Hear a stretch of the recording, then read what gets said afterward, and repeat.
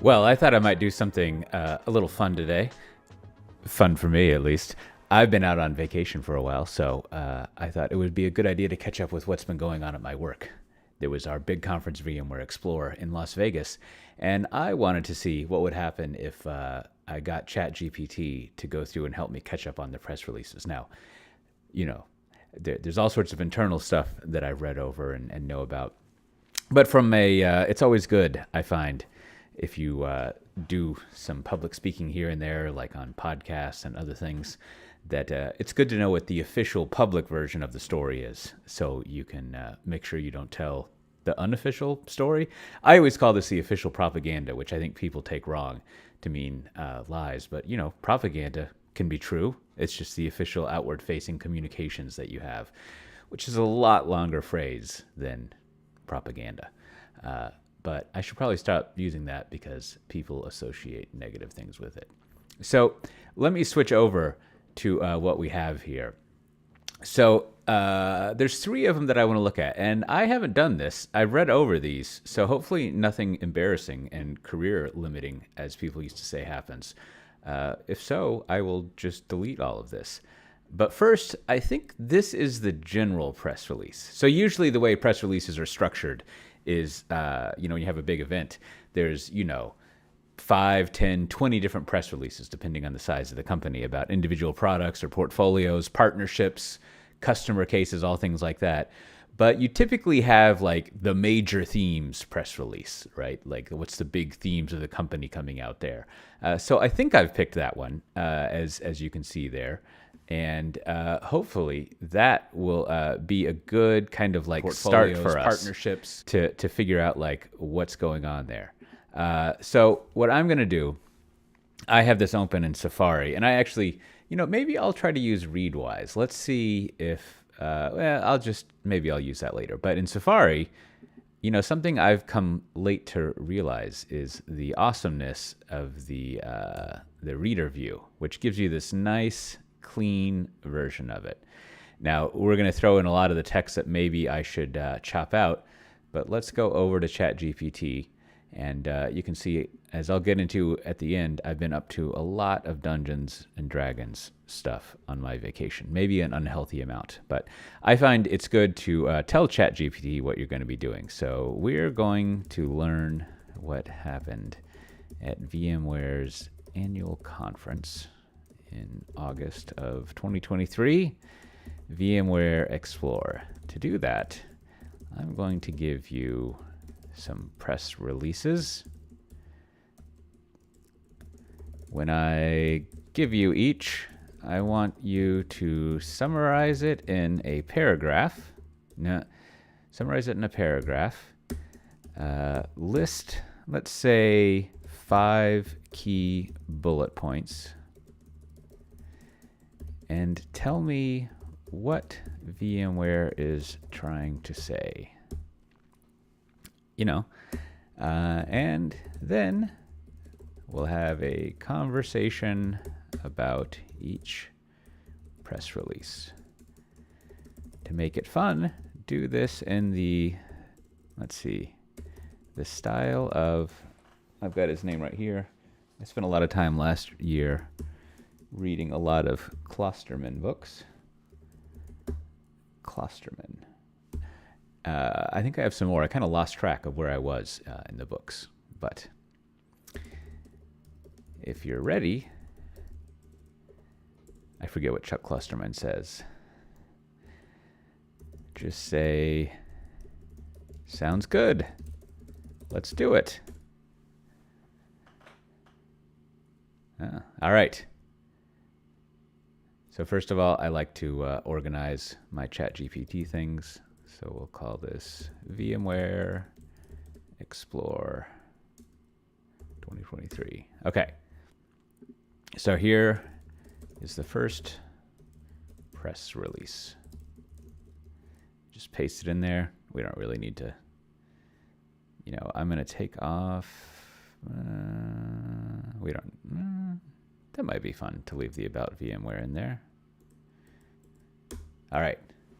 So there you go. It's a good length.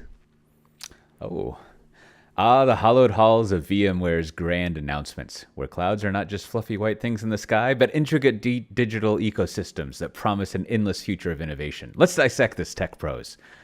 Summary. VMware is in its quintessential quest for omnipresence in the cloud game, unveiling a host of new tools, capabilities, and services at VMware Explore 2023.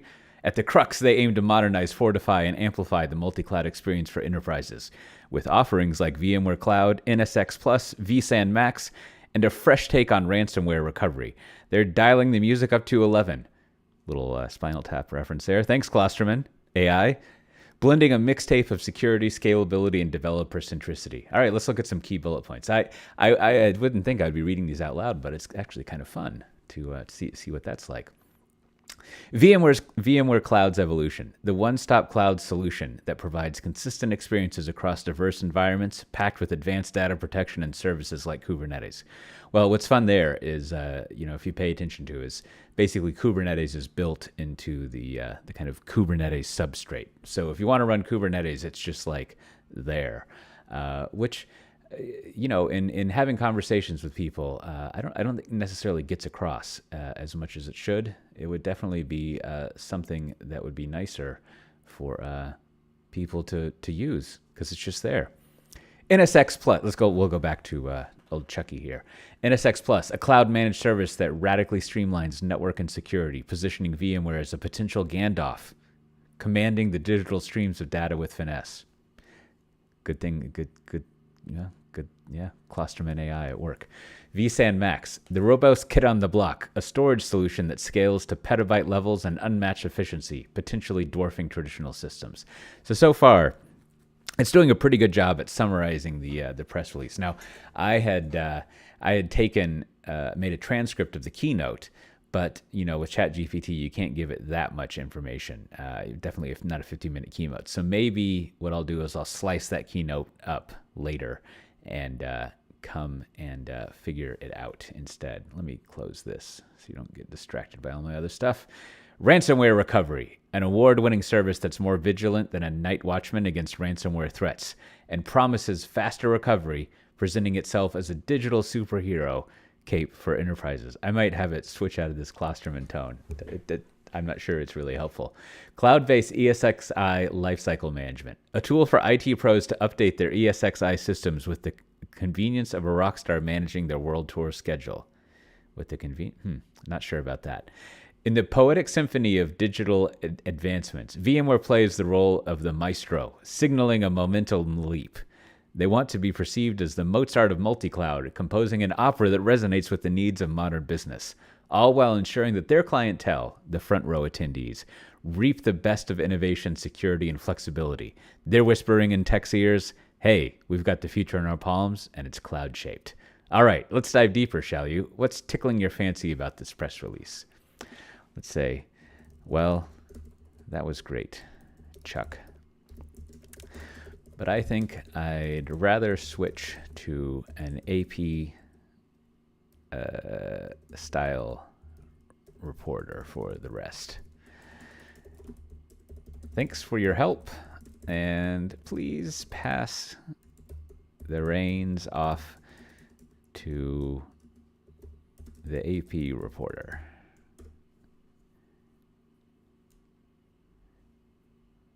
All right, so let's see how it summarizes it. Oh, well, little dateline there. The latest developer, so you got flexibility in cloud deployment, stronger security measures, swift innovation for developers, VMware Cloud amalgamates, fancy AP. So if we look through this, customers can now choose. Yep. See, this is almost not that great. So what? How about instead, let's stop this and say, let's go for this style. The style of a friend that you're having coffee with, and you've asked them what was going on at VMware Explore this year. Then maybe we can have a dialogue as well once I feed you more press releases. So let's see. Hey, so I was catching up with what went down at VMware Explore this year. What went down? Yes. And it's pretty exciting stuff. Grab your coffee and let me spill the beans. Good coffee thing there. Now, I want to be clear. There's no bean spilling here. This is just ChatGPT summarizing what's in there. Hey, let's see. VMware is diving deeper into the cloud game. They've expanded their VMware Cloud services to help businesses that are juggling multiple cloud platforms. Think of it like they're trying to give business a Swiss Army knife for all things cloud. So everything feels familiar, no matter which cloud they're using. You know how, remember IBM Cloud, they're a partner. So it's hitting up on the same major things there. Pretty cool, right? So let's just switch. Well, summarize the 5 major points of this press release in bullet points. So VMware Cloud Services expansion. VMware is enhancing its cloud service offerings, providing tools for businesses using multiple cloud platforms. It's a big overarching thing. 5 versions of VMware Cloud. All right, so you've got your Essential, Standard, Pro, Advanced, and Enterprise. So you've got a different packaging. Partnership with IBM Cloud, so it works on certain cloud things. Launch NSX and vSAN Max, so you've got NSX Plus and vSAN Max. I assume bigger feature things. Ransomware recovery service. So, okay, great. I'm going to give you another press. Let's see. Another press release about the Tanzu portfolio. That's the portfolio I work in. So we'll see what it says. So I'm going to go over that press release again. And this time, let's use Reader and see what it gives us. Now, what can be fun about this is Reader also has a, you can see that's at readwise.io. It also has an AI summary thing. So let's invoke that in the meantime. And first, let's summarize the document. And then also let's generate, well, where's the generate thought-provoking questions? And then we'll ask the other one to do that. But in the meantime, what we'll do is just select the press release about what's going on there. We'll look at those thought-provoking questions later once I've summarized this. Okay. Here's the press release. Give responses in bullet points. I'm going to prompt it again. First, summarize the announcements, and then tell me what VMware is trying to tell people with this. All right, let's see what happens. So I'll read this to you because why not? So expanded Tanzu application platform, a suite of new offerings to support the development, delivery, and optimization of apps across various clouds. Now, what the Tanzu application platform is, or to be correct in brand phrasing, they usually like you to say the company name, the first mention, and then drop it. The VMware Tanzu application platform. It's a whole collection of stuff to build what the kids nowadays call a platform. I guess we used to call it a platform back in the late 2010s as well. But it's for building basically a platform as a service on top of Kubernetes. Now, there's a bunch of other stuff in it. You've got things like Backstage. You've got various Kubernetes projects integrated and tied together so you can get that Cloud Foundry-like experience, a Heroku-like experience, which Cloud Foundry is based on, of using Kubernetes. It's the old Kubernetes is a platform building a platform thing. So it's the platform built on top of the platform. So it has some new things added to it, which I've already read about in various lead-ups to this. And then also of note, this was announced, I don't know, in a some news thing several months ago, but the Aria, which is the new name for the vRealize business at VMware, that was merged with the Tanzu business unit under one GM, but the GM of the Aria or vRealize suite. And there's been a lot of stuff going on to merge those together. So you see Tanzu and Aria integration. Existing Tanzu and Aria products are now integrated with the Tanzu application platform. And focus on modern apps, VMware emphasizes that modern app design for multi-cloud models are now predominant in enterprises.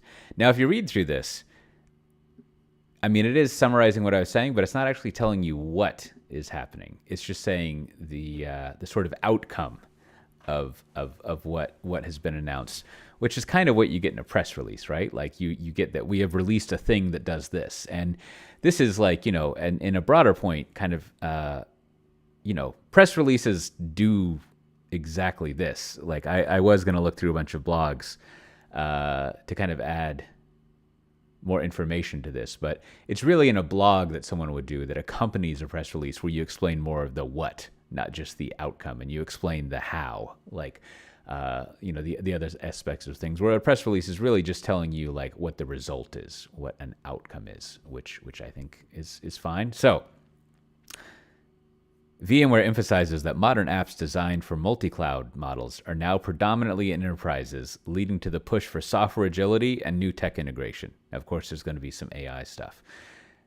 Number 4, next evolution of Tanzu application platform features, the VMware Tanzu application engine. Now, this is actually like the biggest, one of the biggest announcements in the Tanzu portfolio. It doesn't say it here, but it's in beta. It allows application teams to embed business requirements such as high availability, secure connectivity, and scalability in an application space. Maybe, we'll see if we do this, but maybe we will, I'm making a note where you can't see. Look up the blog on App Engine to summarize. Maybe I'll go and find the blog that talks about that, and we'll kind of dive into that some more. Because that's really like...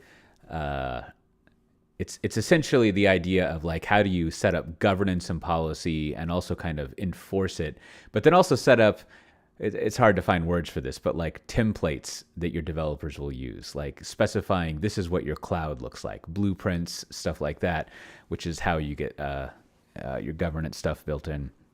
It's a lot of the kind of like, if you are building out what you want your platform to look like, the services that people use, the type of infrastructure that your developers use when they kind of doing the platform as a service thing on top of Kubernetes. This App Engine thing is what does all of that for you. It's something that we're always trying to renew and get better at, and this is our attempt in Tanzu land at doing that. So you would just go to it, and the developer would say, I need I need the environment for building mobile applications that my organization uses. And the stack, the enterprise architecture that has been specified, as we would call it in the old days, the stack of stuff, how it's configured, the security, the governance, all of that stuff just sort of appears. So if you wanted to build your own cloud that your developers would use on top of Kubernetes, this App Engine thing is the tool suite to let you do that.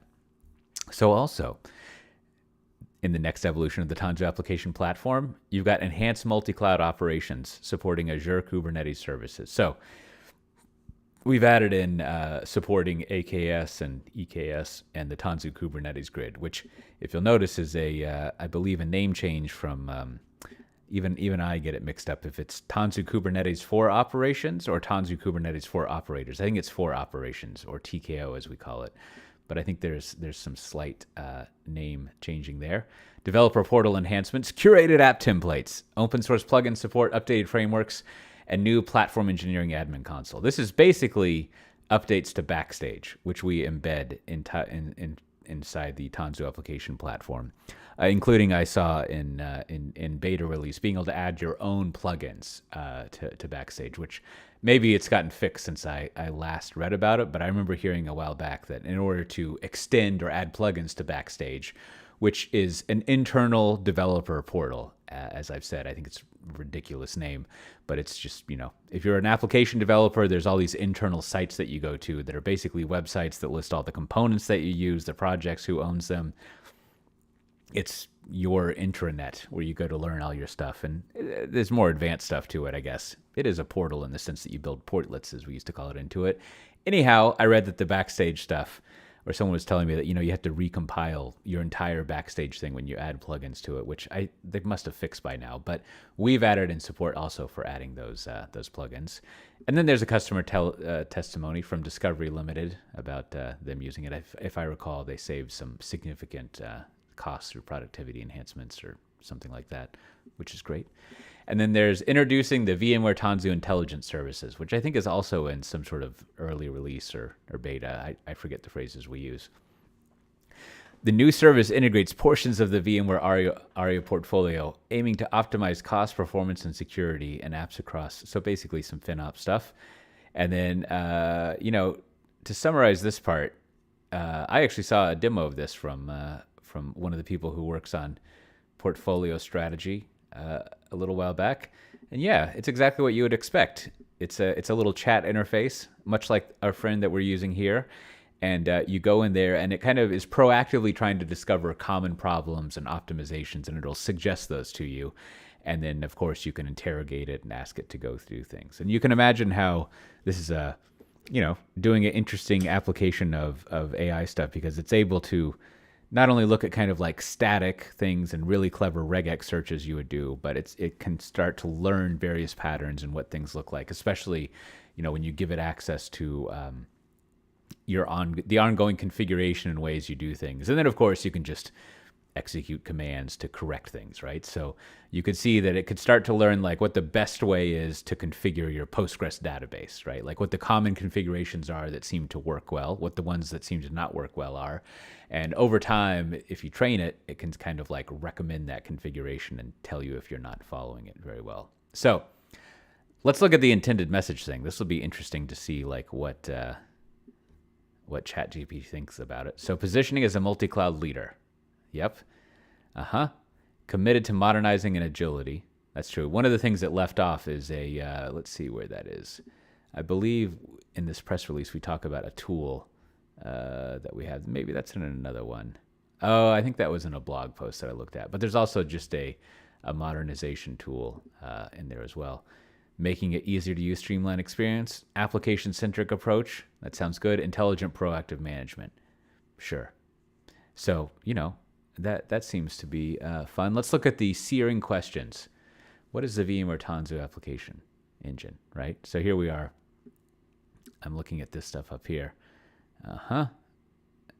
There's not really enough in there. So let's do what I was saying, and let's go look at that app engine thing. Now, I think if we go here and we go over to our blog, hopefully that's in here. So let's see. We have a lot. I was looking at this. I think maybe starting here, like if you come up, this is more blog posts than I think we've ever had during a conference. But, there's a lot of stuff. So I think this is Tanzu application engine. Yeah. So this is like the engine thing we have. So let's, oh, look.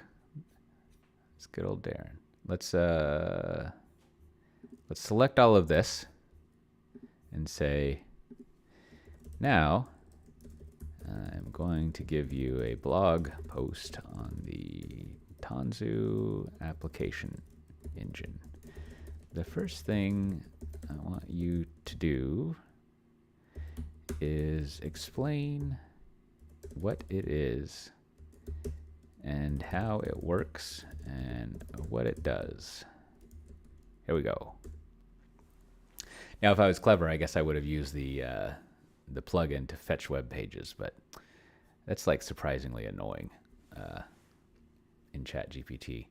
So here we go. What's the application engine? I'll put a link to this blog post in the show notes here.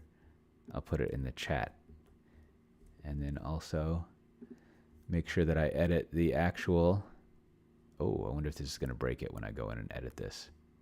Don't want to do that. But here is the, let's see. You can't see me editing this, which makes it great video content. But that's fine. So let's see what our chat friend summarized here. So modern enterprises need to speed up application delivery.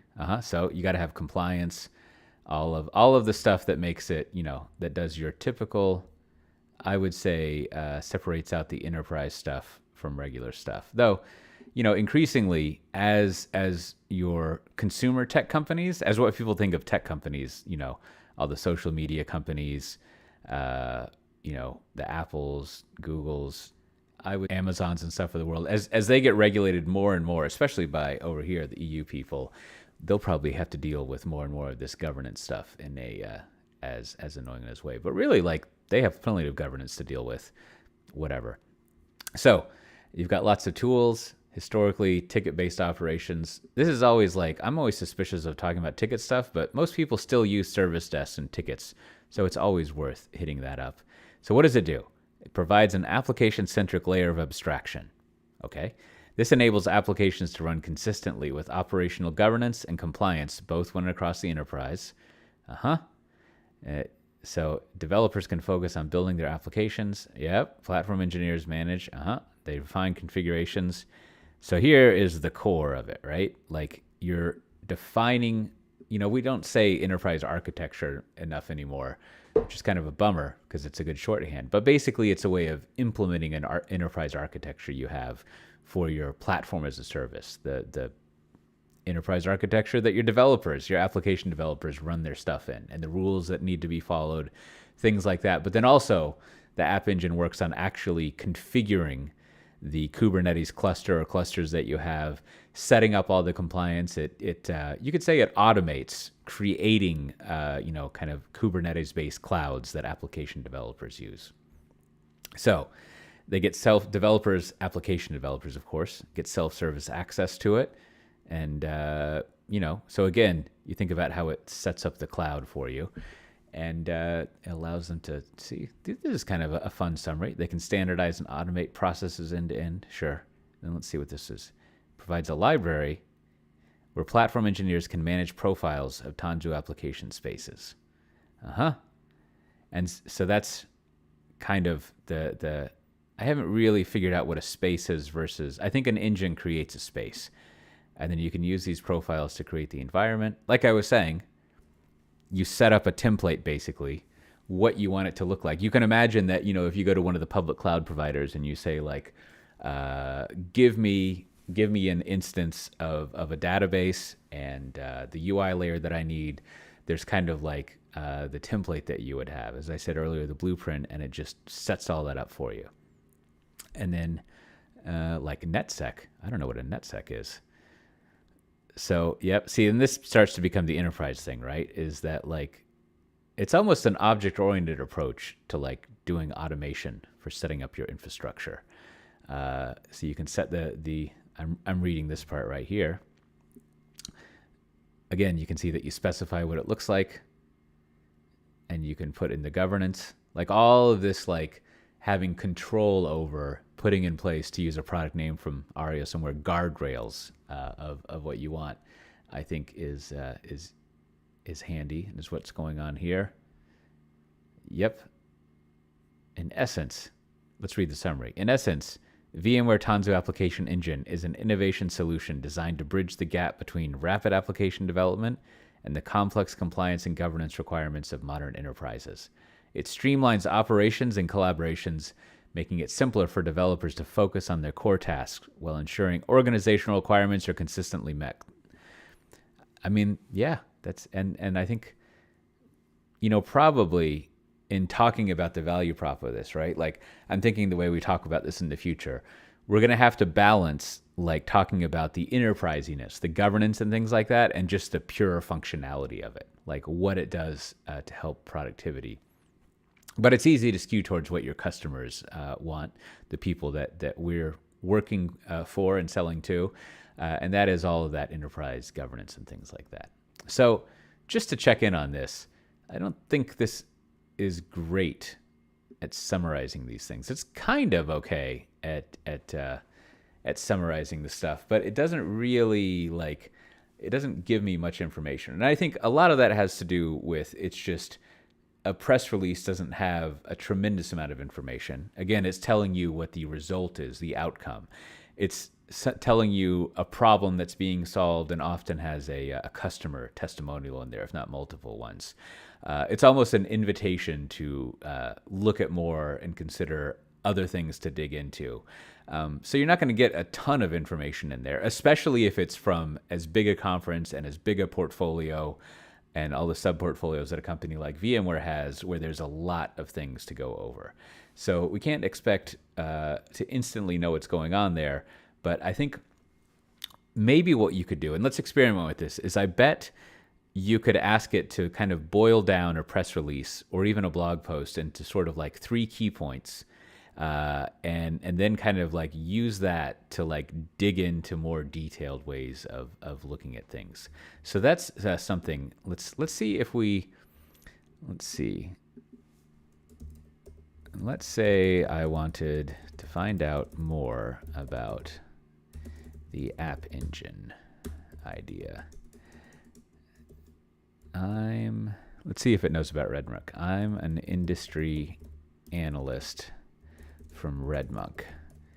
What are questions I could ask the blog author and VMware executives to find out more about App Engine, what it does, and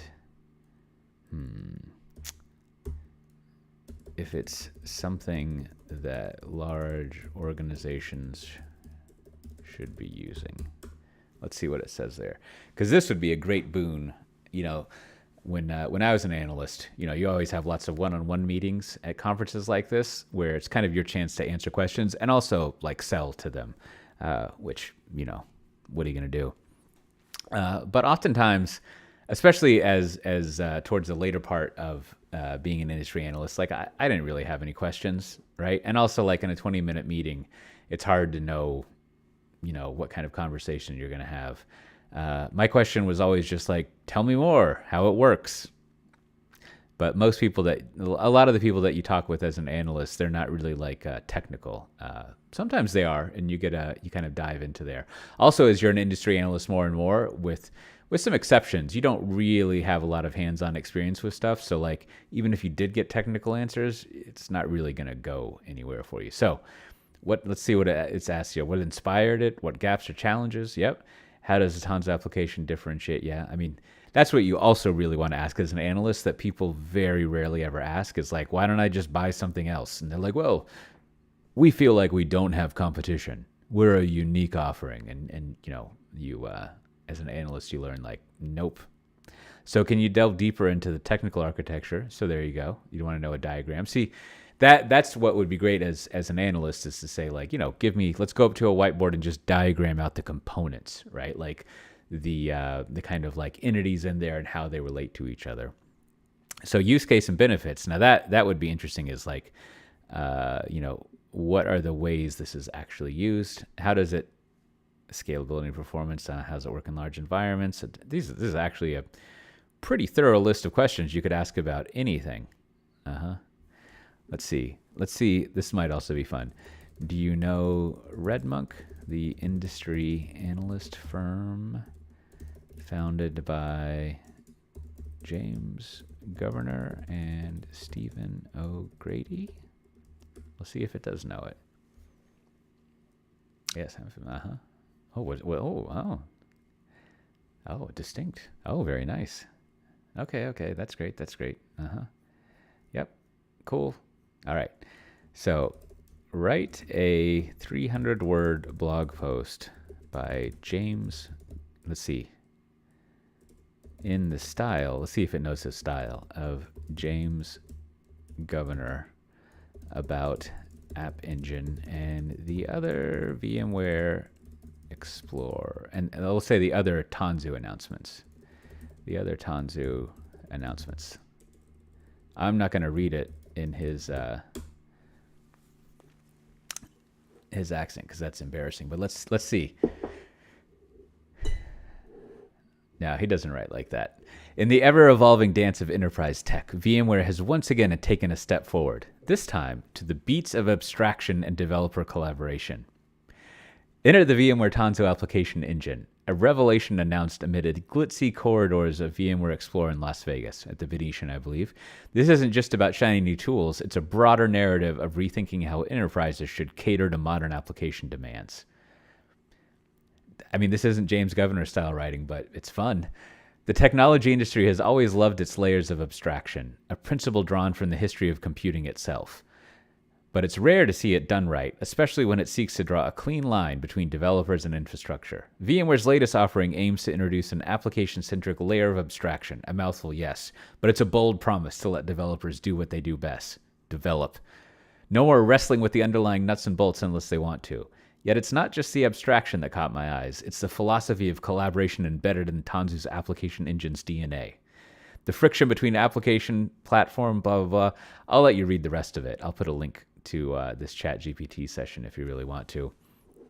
But, I think as far as that goes, reading this on your own would give you a lot better understanding of what's going on with it. Now, let's look at something totally different. I don't really, aside from that one AI thing in the ARIA suite, I don't really know what the rest of our AI announcements were. I know there's partnerships and Hugging Face and things like that, but let's take a look at how it summarizes this, because this will be kind of like new info for me. Let's go back to summarizing VMware Explore press releases.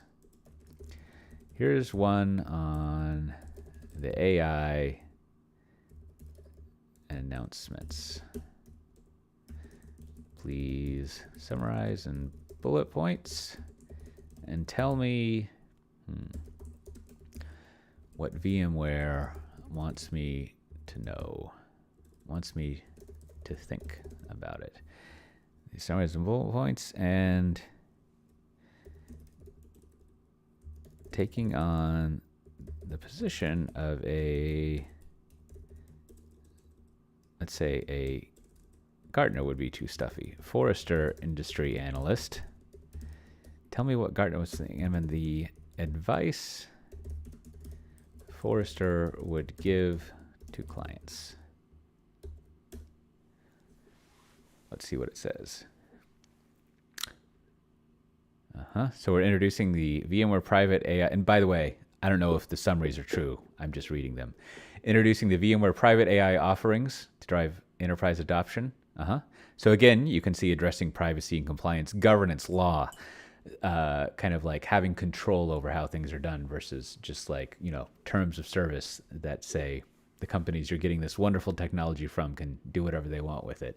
It's the old, this is the opposite of if you can do it for free or astoundingly cheap, then you are the product, or at least value, as you're extracting value, as I'm doing and have done to much more success with other things with ChatGPT. Like, I get value from it, and I do pay a lot more than cheap or free services, but they also get a lot of value out of me contributing to it, right? So we're if you don't want value extraction from a customer other than what you pay, you go with these other options. So there's a partnership with NVIDIA.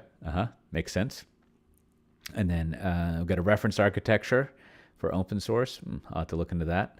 And then basically, I think that's probably, I assume what the big summary is it's a way of running AI on your own. I'm not sure if it's air-gapped off the network, but it allows you to have a lot more control over what's going on there, which is what you would naturally expect any enterprise AI thing to look for, to be after. And integrations with various AI things, so forth and so on. And then let's see what Forrester would say. It's there, the forefront, collaboration with NVIDIA, where a multi-cloud strategy, VMware's multi-cloud strategy offers unparalleled flexibility and security catering to diverse business needs.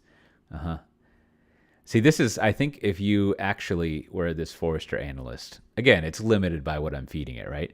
But if you took your own notes, put some quotes in there, and I know this from my Dungeons and Dragons experience, if you had your own ideas about what was happening, it could kind of polish this up much better for you. But let's see what its advice is, kind of planning things out. Yeah, this is also, maybe this is why you need private AI stuff, so you can train it on more information than just the basics.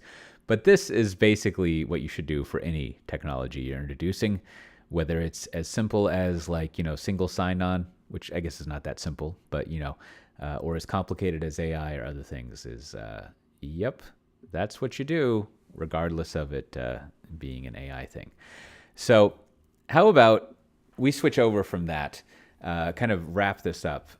What I wanted to do with the Wastebook thing here is also recommend a couple of things at the end.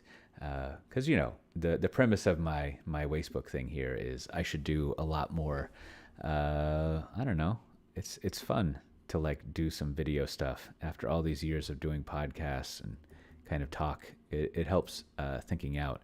But also, I like to recommend things. And the first one that I'm going to recommend is totally self-promotional. And that is, as I mentioned, I've been doing a lot of Dungeons and Dragons stuff on my weird little vacation. And I started using ChatGPT. Let me open that back up to play Dungeons and Dragons with me, which is actually pretty fun. And then as my kids started to want to play Dungeons and Dragons, which they've kind of done. I've been writing adventures, and then just for entertainment, I've been writing up kind of adventure modules, and then also just world building stuff. Let's see. Here's an adventure that I made with it. So this is co-authored by me and ChatGPT. I think this one is mostly ChatGPT. I'll go through and kind of edit it. But the premise of my blog here, which if you're into Dungeons and Dragons, it'd be fun to see what you think of this stuff ongoing. If you just go to eldergrove.quest, right? You can kind of see me posting things. But the premise, as I kind of go over, is I want to see how much I can rely on ChatGPT to kind of not only do the toil of let's say Dungeons and Dragons work, because a lot of that toil is actually pleasurable, but just kind of save time. And what I want to sort of accept is that it's going to be cheesy and not perfect, but I don't really have a lot of time in my life to make it otherwise. And so, I think it's fun to see what it's up to. And unlike with a lot of smaller subjects, it's actually, I think, pretty good at Dungeons and Dragons stuff, because there's a lot of material out there to be trained on, right? Much more so than new announcements and things like I was just doing. So here, you can see I've had it put together an adventure. It's a very typical, not stereotypical, but kind of very tropey thing where a player is sent off to retrieve something. And this is actually based on an adventure it did make up last week when I was having it DM for me, where you go retrieve some magic flowers from a grove in this big forest world that I built, the Elderwood. And you can see, I kind of coached it here and there and expanded it out. So you've got the I think they call this a hook. I don't know all the current D&D stuff. I did it back in the 90s, early 90s last, I guess. But, it's fun. The stuff it generates that you read to the player is pretty good. And then it kind of gives you an overview. I fed it this idea that basically the premise of this is an alchemist has a potion that my daughter's character, Linda, is an apprentice for. And what happens in this adventure is she has to go retrieve this last item, right? So that's the basic structure that I had, is I want to send her out to retrieve this missing ingredient, but in order to do it, she has to go talk to this is a major character, the one who writes the guidebooks for this world that I'm creating. She has to go talk to this guy, Rye Leaffoot, a halfling druid, who can cast a spell, locate plants and animals, or plant and animal, and then it'll pinpoint where this grove is that has this flower. But he wants her to buy some truffles that he heard has just come in from the forest, because he's a halfling, so he likes good eating. And as she goes and buys those things, an orc child comes and steals the truffles from her, so she's got to chase the orc, which leads to an encounter with this whole other thing. If you go to eldergrove.quest, you can look up the lost tribe of orcs. This is the biggest thing I've generated with ChatGPT and this kind of world building. But she encounters 3 of these orcs, and she's got to negotiate with them to get the truffles back. And, she's 9, and she's playing a second level alchemist, which is not the most powerful figure. So it's not like these orcs are going to attack her, though she has proven in some adventures she just outright likes to go attack people, which is fantastic as far as enthusiasm and playing in Dungeons and Dragons. Or sorry, I'm slurring that. Dungeons and Dragons. But, my idea was like they'll easily give it to her. Then she goes back to Rye, Leafoot, and he casts a spell, tells her where it is. She goes there. I wanted to give her some combat, so she just encounters a gratuitous giant spider, with the old. I found this in a solo adventure I was playing. I forget what it was called. It was one of the more famous ones. It's a big PDF. It was pretty good, but as a side note, going through this solo adventure, which I should not name now if I'm going to say something critiquey about it, I guess, the simplicity, the campness, D&D campness of that solo adventure is really what opened up my mind to oh, I think ChatGPT could do this. It could do this kind of level of ingenuity and just kind of campy standardness. It's kind of like if you ask ChatGPT to write a fairy tale for you, it's probably really good to write a Grimm's fairy tale.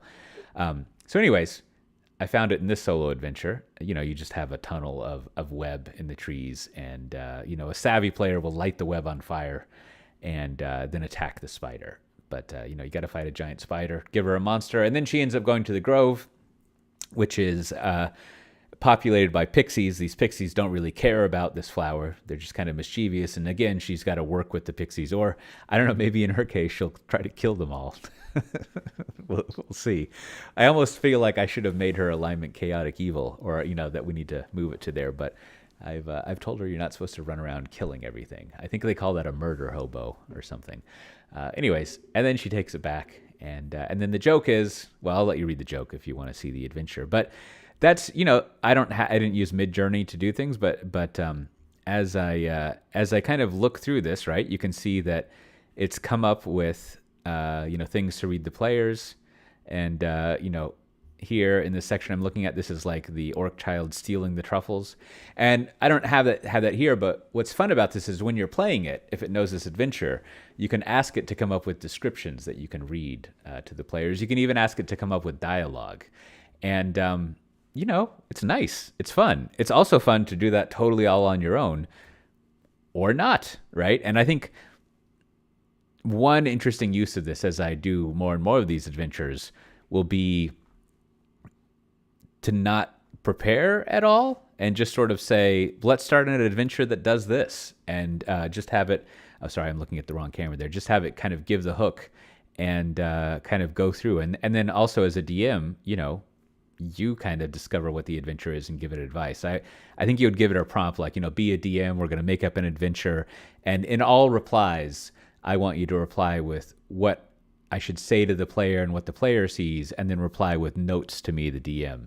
And that would actually be kind of fun to see how that plans out. So then you see going to the glade, and again, there's a giant spider there, all this type of stuff that is fun to look at.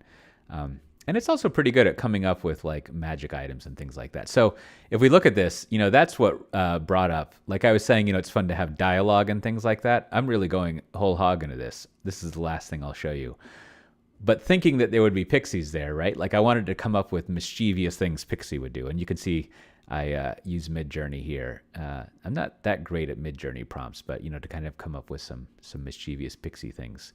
And what's fun is I wanted to come up with pranks that pixies would do, and so these are actually pretty good. They're fun. Make someone's clothes change color, right? They're just innocent little silly tricks that a pixie can do. And then I figured a pixie also is just kind of crazy and looking to confuse players. So I wanted it to have, and this is especially good with kids. My 9 and 13-year-old is. They're at the age where they kind of like absurdism, and they respond very confused, but they can kind of also play along to it, especially in a game.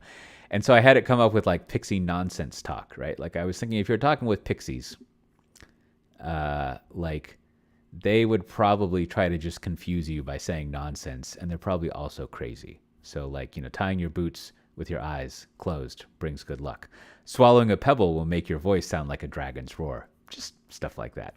So anyways, if you want to see my ongoing messing about with that, which I'm going to, now that I need to actually work, I'm trying very hard to severely limit myself just kind of to the evenings doing that, because I have the whole rest of my life as well. But I'm going to be posting stuff there. One that I think, the one that I like the most is like I said, I've done this overview of, I kind of have been thinking about an orc tribe that came in there. And I didn't make that image. It's pretty good though. But I wrote up kind of like this overview for a dungeon master about these orcs that are a tribe in the Elder Grove Forest, and their society and how they evolved and things like that. So that's something fun to check up on. So the other thing I wanted to recommend that I've really been enjoying, because it's 3 hours, so there's the been enjoying. So I like the Tetragrammatron podcast, which is, if you look up what that word means, kind of an odd thing to choose, but I really enjoy, ever since reading Rick Rubin's Creative Act. I forget what the name of his book is, but it's a book that I think I need to reread a few times, maybe even order the physical copy. But he's got this episode of his podcast, where his podcast is great. There's a few episodes that are like not good because of the people on them. He's got these weird, they sound like quackish doctors talking with each other about supplements or who knows what, the usual American alternative doctor nonsense.